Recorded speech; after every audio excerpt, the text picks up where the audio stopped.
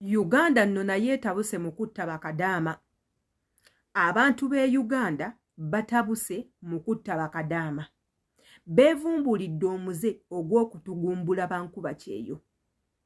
Ng'ate babatta nga baakakomawo ewaka. Ne bakka ku baana b'abendi ne babatta. Olw'ensonga tebalina kyakubannyonnyola baalya ssente zaabwe. Olwo nno nga bano bakadaama abasinze okuttibwa battibwa baganzi baabwe, abasajja be baateekangamu ssente, abazadde baabwe, ab'eŋŋanda abalala basenga, simanya bano basisita, simanya brother, simanya uncle, simanya akina biki, ne babakkako ne babatta. Simanyi baanammwe abali eyo e Bulaaya oba bino ebintu mubirabagana amawulire mugalaba. Nina omuntu gwe njogera naye awulira akatambi kano. Bw'oba okawulira kasigala ng'okatuddeko. Bannyinaze bali mu kubatta mu kimugunyu ate mu kasirise. Bino ebintu ffe tuvaayo ne tubyogera ne mutugamba nti twasama nnyo. Naye some of them tubyogera with experience, with knowledge. Tetuvaayo buvi ne tutandika kwogera bigambo ng'ebyo. Bw'oba owakana. Bukyanga otandika kuba kyeyo waakalaba. Bakadaama bameka abattiddwa nga bakomyewo ewaka. Oba waakawulira oba waakalaba amawulire ameka nga gakuba bakadaama abafiirawo nga baakatuuka e Uganda. Ekyo njagala okyebuuze. Kati nno tukyali ku musango gwa Evelyn. Omusango gufuuse omusango. Omusango guno bwe tuterwanako guyinza okukoma wano. Naye singa twongerayo amaloboozi gaffe, gavumenti eyinza okutuyamba and they capture a person that is behind this girl's kufa. Nze am telling you. Ate nga I'm so surprised waneeno bakadaama we mwandikubidde nnyo omulanga to seek justice for this innocent person ali mu ttaka eyeebaseeyo. Kubanga ettaka is for everyone. You will go. If you want or you don't want. If you like it or you don't like it, you will go. Yenze Sheila Adita. Bw'oba tonaba subscribinga ku YouTube channel yange, you're missing this content. Jango subscribing, okwate ku notification bell, nga buli video yona that I do upload on that channel comes to you direct. And after, or commenting as a member of that channel, comment so that we know your thoughts. What are you thinking? Video girowoozaako ki? Wa w'oyagala tukyuse? Ekunyumidde oba tekunyumidde? Yes, we have to know all those things. Naye nga tetunnabaako we tulaga abali mu musango gwa Eve batandise okutya anti babatiisatiisa okubatta. SB4 Media bamusabye biliyoni bya ssente yakwogera ku musango gwateekakasa. Kati wano wenkubuuliza ani ali emabega w'okufa kw'ono omuwala? Kati tugendeko mu butambi ate era tukomewo. Nange kitegeeza nfaanana bwe nti nga kakati kawanga kali ka white nga kino bamaze okukirika bwe kiti nga kakati side ne side wano we basala okutu nga kuliko olwatika nga wolaba enkoze enjalo zange bwenti nga obupimo bw'olwatika olwo side ne side nga luli bweru. Kakati abasawo abo ne beetunuulira ne beebuuza ne bagamba naye no accident yabadde y'amaanyi nnyo. Ate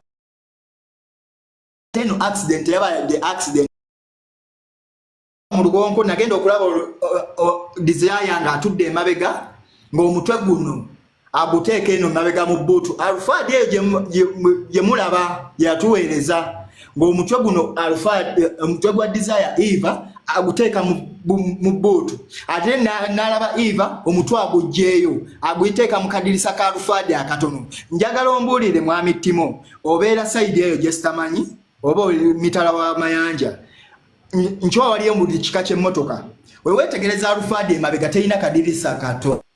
Nze nkola mu transport, emmotoka zonna nzimanyi, terina kadirisa katono. Alfred eringa super custom, amadirisa gayo emabega oba galinga amadirisa ga Nuwa. Kakati n'agamba ate omutwe ne guddayo eno mu bbuutu. Ekyasala omumwa kyali mu bbuutu, kyekyasala omumwa. Kakati ejjukira abasawo tebalina kye bamubuuzizza. Abasawo bagenda mu maaso n'ogwabwe. Kati abasawo n'atuma bano abaweereza, bano abalinga abaweereza makansi biki ebyo ebisala. ne baleeta akabinga ka bread buno obusale ne tayimbwa awo ensisi we yankwatira Eva ne bamusala kana akawanga nga kakola ne nga osala omutayimbo oba olubaawo ne lukola ku osegeera sound eyo Eva ne basala akawanga kana akakopo we bakasala akakopo nga side ne side wano wemba gambye wali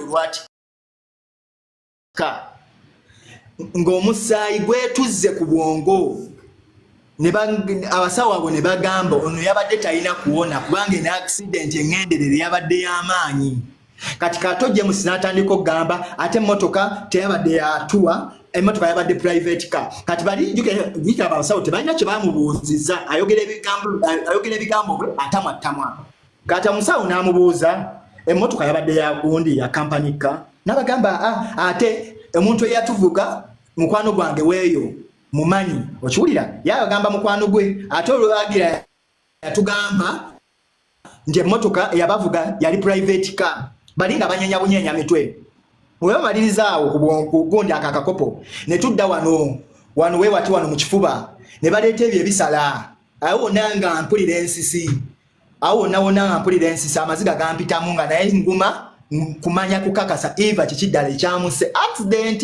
bamuse busi bamutuze bamukubya bukubi ne basala wano ebibumba nga mwebiri ebiwowolo nga mwebiri ensigo nga mweziri nga buli kimu mwekiri wano wewati naye ng'obuzibu bwali eno ku mutwe kakati we bamaliriza wano ebyo byonna babijjemu babitadde wali nze nga ndaba ne baddira omumwa guno ne bagukebera ng'omumwa guno baali bagusazeeko olulimi nga balusazeeko olwo olulimi era still ne bawandiika wali mu bitabo omumuli gwazikira famire yonna yali etunuulidde Eva emyaka 7 ali mu Dubai azimbidde nnyina amujje mu muzigo omukazi omukadde w'abeerera mu muzigo n'apangisa paka kukula n'alina muwala we akule amugulule mu bwavu omwana wattu atandise okukula ajjeyo famire ye mwe watuma mutuzanyirako naye waffe munnange yeffe mimuli egimulisa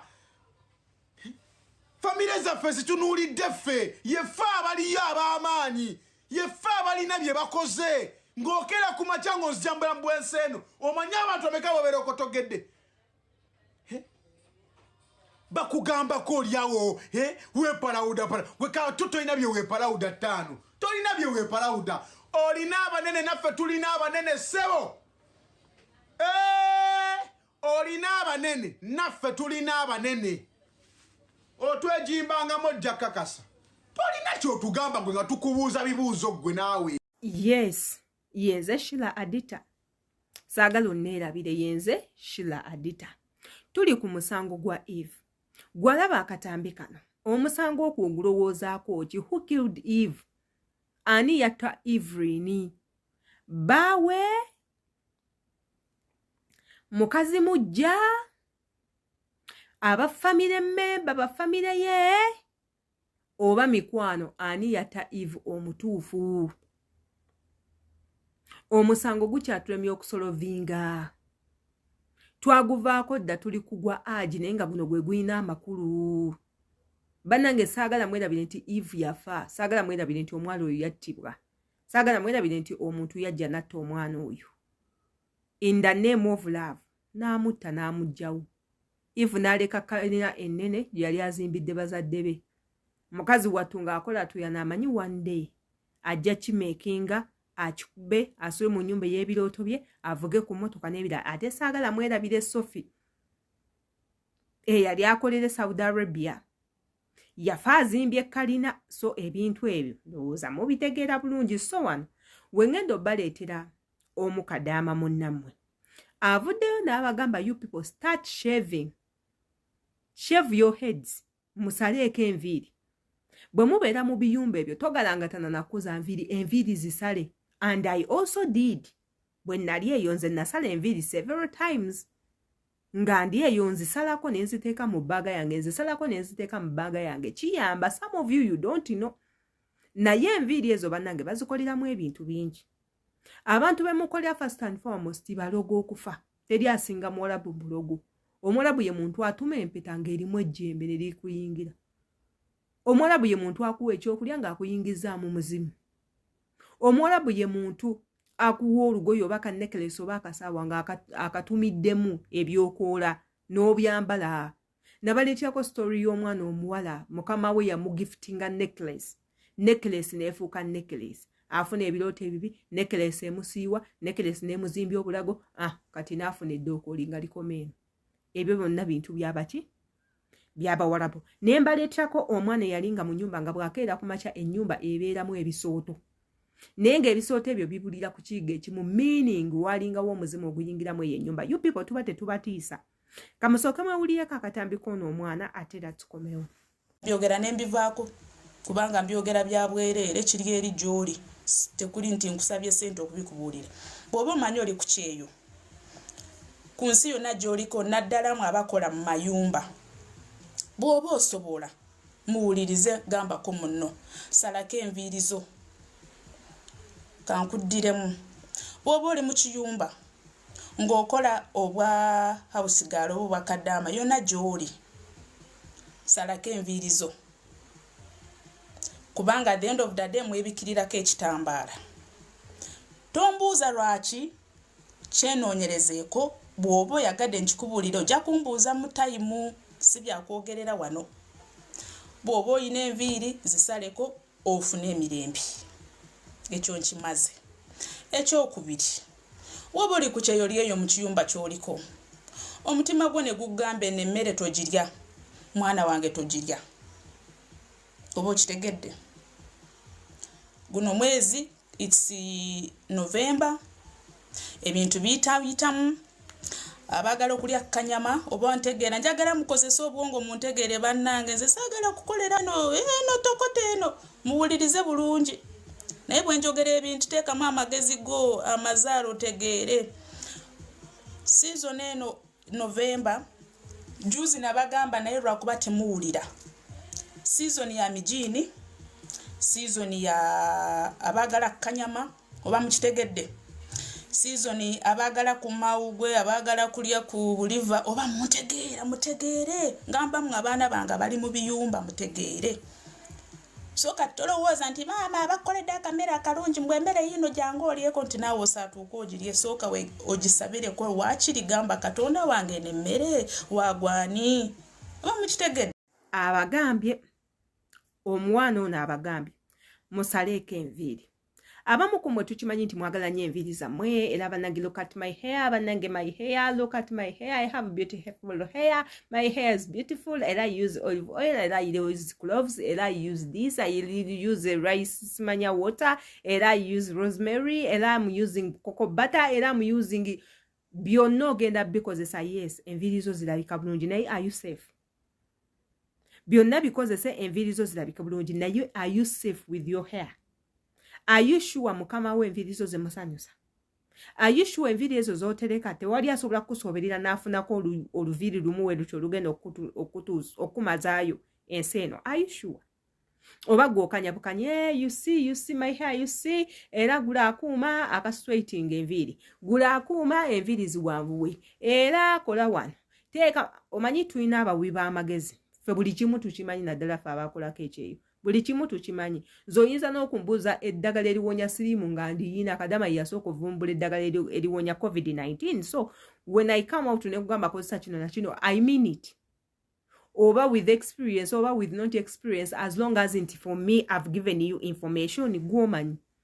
Kati naabo bano bakuze enviiri, teekamu mukuza, teekamu muwoomya, teekamu mazzi, teekamu muceere, teekamu ensigo, teekamu ntende, teekamu gundi, teekamu ono, teekamu kubusi, teekamu mayoneezi. Ebyo byonna ogenda kubiteekamu. Naye enviiri ezo omanyi nti zisobola okusuula n'eddalo. Enviiri ezo zimanyi mukama wa asobola ozikozesa n'abaako kyakukola. Omwana oyo ayogedde point buli omu gy'abuusa amaaso. That's why we muba mugenda ku byeyo abamu your companies baba forcing osalako enviiri. Not that baba tebabaagaliza, not that tebaagala mubeere na nviiri. Babawonya ebintu ebimu. Babawonya ebintu ebimu. Abawalabu bye mukolya bye bantu abatayagaliza. Omuwalabu ye muntu alaba n'ekishagaala n'ekintu ekirungi ne kimuluma n'afuba okulaba nti akikuggyako. Kyovola bamugenda mu biyimba eyo ne mugalangatana nga muli balungi amabina gabakomere mulina obunnya matama oyina akazigo mu mannyo oyina ennyinda empumule oyina eriiso liringa endege n'anyiiga nga tayagala kutunulako tayagala kukulaba tayagala kusamu kamooli n'atandika okutuntuza ow'amabina ne gafuuka muserebende ow'eriiso ne likogga ne liggwako ow'ennyindo ow'obumu obulungi n'akukaza emimiro emimwa ne tandika okujja kaamabwa n'otandika okulwala mouth cancer n'atandika okukozesa emirimu ng'oyinza okugamba ayina ndogoyi olwo lwonna afaaki omubiri gukuggweko tulabe omuntu yenna waanaakwegomba so bw'oba ebyo ebintu byonna byonna obimanyi